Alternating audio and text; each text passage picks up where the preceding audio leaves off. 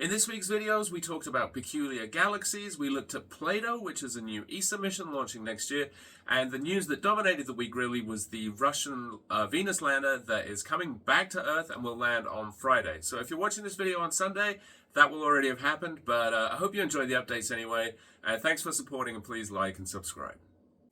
It's time for another amazing image from the Hubble Space Telescope and a dive into a little catalogue of odd galaxies called the Atlas of Peculiar Galaxies, created by Halton Arp in 1966 and published by Caltech the same year.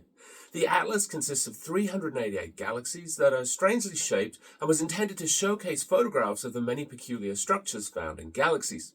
Sometimes this oddness is caused by galaxies interacting with each other, and in other cases the galaxies are just oddly shaped for reasons that we don't understand well.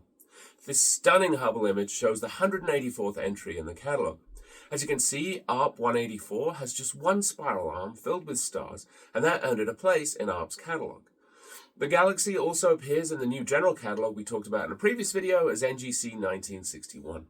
The Hubble data for the image comes from 3 separate snapshot programs. These are short observing programs that fit into small gaps in Hubble's observing schedule. There's pretty much never a moment when Hubble isn't cranking away, advancing our understanding of the universe, and even a few spare moments can be put to good use.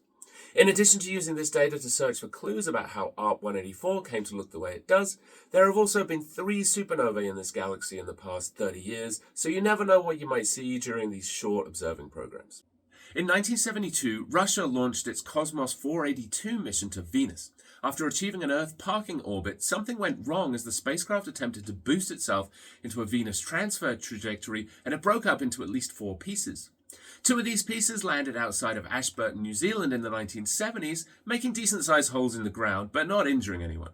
Strangely, the Russians denied that the debris was theirs, despite scientists analyzing the markings and manufacturing techniques on the debris and confirming that it probably originated in Russia. Why do we care about this ancient space history? Well, remember the other parts from the breakup? Those have been in a slowly decaying orbit for the past 50 years, and now it looks like they're set to return to Earth around 1 a.m. PDT on May the 10th, with a pretty large uncertainty of plus or minus 20 hours. There's more bad news too. Since Cosmos 482 was designed to survive a landing on Venus, it's unlikely that it will break up in the atmosphere and burn up like satellites do on a regular basis. Did you know we deorbit 3 satellites every day on average? It's doubtful the parachute system is still operational after all this time, and so the most likely scenario is that the roughly 500 kilogram spacecraft will hit the Earth in one piece at around 250 kilometers an hour. There is plenty of good news though. It's very likely Cosmos 482 will splash down in the ocean somewhere. Even if it does find land, since it will likely land in one large piece, there won't be a rain of dangerous debris, significantly reducing the risk of a piece landing in a populated area and injuring or killing someone. As the orbit decays further and Cosmos 482 gets closer to its re-entry date, we should have a much better idea of where it's likely to land, and I will drop an update here when we get that info. This is an artist's concept of ESA's Plato mission. The Planetary Transits and Oscillations of Stars mission will launch in 2026 to find and study Earth-like planets and the stars they orbit. ESA just announced that 24 of the 26 cameras the mission will have are now installed. This huge array of cameras will give Plato a wide field of view, allowing it to image about 2,200 square degrees of the sky at once. More specifically, Plato will be collecting data in an attempt to determine whether these planets could be habitable.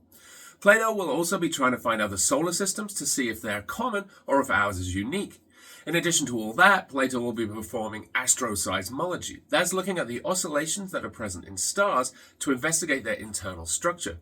You can see that Plato is trying to build a complete picture of the systems where these Earth-like planets are found in order to try and determine what factors are important in making the planets habitable. It'll be cool to see how the data from Plato complements that from the Gaia mission, which, as we talked about on the channel the other day, just finished mapping positions of over 1 billion astronomical objects, including stars and exoplanets. Here's a quick update on the failed Russian Cosmos 482 Venus lander that's headed for Earth and that we already talked about on Wednesday. As we get closer to re-entry, the window has tightened up, with ESA estimating a time of 06:37 UTC on May the 10th, with an uncertainty of plus or minus 3.28 hours. For me, on the west coast of the US, that's centered at 11:37 p.m. tonight, but could be anywhere from 8 p.m. tonight to 3 a.m. tomorrow morning. The track the debris takes will depend heavily on the exact time it re-enters the atmosphere. Currently, if it entered at the exact predicted time of 0637 UTC, the impact window would be located on the western coast of Australia, as you can see indicated in this graphic here from ESA. Speaking of ESA, their blog on this event has live updates of the latest predictions and helpful graphics that make things super easy to understand. It's some of the best coverage I've seen, and I will include a link to the ESA blog in the description. Just to emphasize, there's a very low risk of anyone getting injured in this event or of the lander even hitting a populated area.